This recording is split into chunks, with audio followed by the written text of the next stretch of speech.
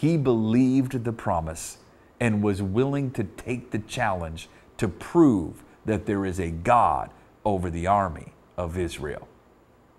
It was a spiritual battle, not a natural battle.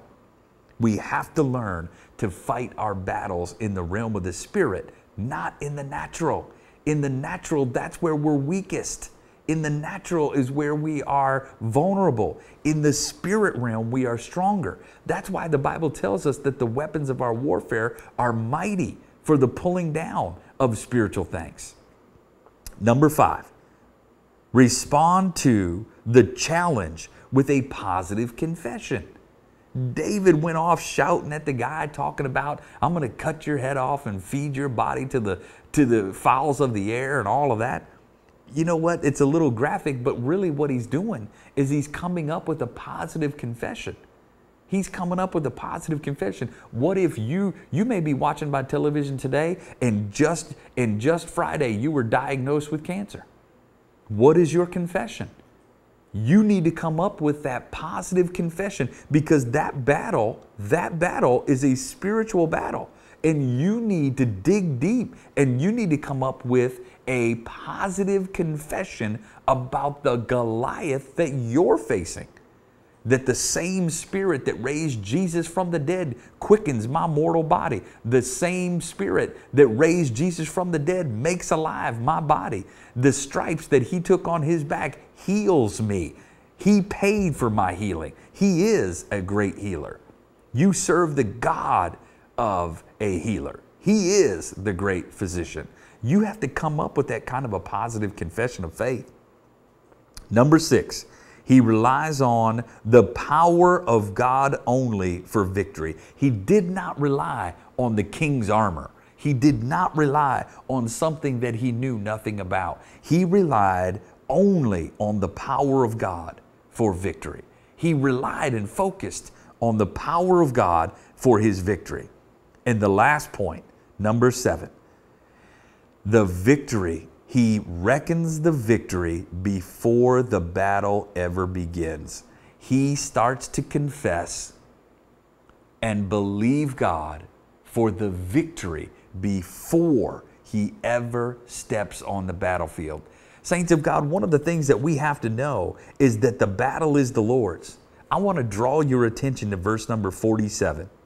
1 Samuel 17 and verse number 47. And I'll end with this.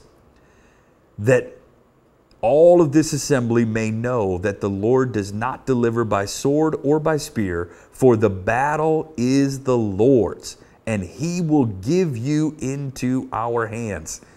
I just want to encourage you today that the battle that you're going through is not yours. This is a crazy blue planet that spins round and round as it goes in circles around the sun. Crazy things happen on this planet. We have a spiritual enemy that wants to take you out, and the battle belongs to the Lord. We need to lean on him and encourage ourselves with past victories, and we need to use the 7 principles to victory that we learned from David in the epic saga of David the underdog versus Goliath the champion. I just want you to be encouraged with that today. Before I end the broadcast today, I would just like to take this moment to pray for everybody that is watching today. Can we do that? Can you just, right where you're at, just close your eyes and bow your head with me? Father, we just want to say thank you for the encouragement of David and Goliath. Lord, your Bible tells us that you are no respecter of persons. In other words, whatever you did for David, you'll also do for me, here and now. Father, there are people that are listening to this broadcast. There are people that are watching by television right now that are facing the biggest challenge that they have ever faced before.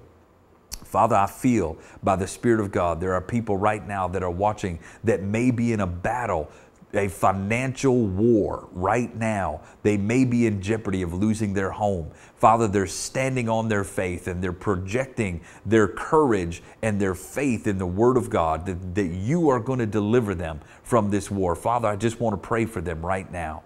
Lord, there are others that are facing a battle in their in their physical body, Father. I feel like somebody has just been diagnosed with cancer. Just in the last 3 days, Lord, that somebody was diagnosed with cancer, and that you are the great healer. You are the great physician. And Father, that diagnosis has scared them and shaken them down to their core. Lord, I want you to encourage that person today. I want you to lift them up today. I want you to lay your hand on them today, Father, and bring them the healing that they need. Father, we just thank you and we praise you for this opportunity to come together and learn the principles of victory from your word. We thank you that it was true then and it's still true today. We praise you for it in Jesus' name. Amen. Well, I just want to say, I love you. Jesus loves you. God bless. We'll see you back here next week, same time, same channel.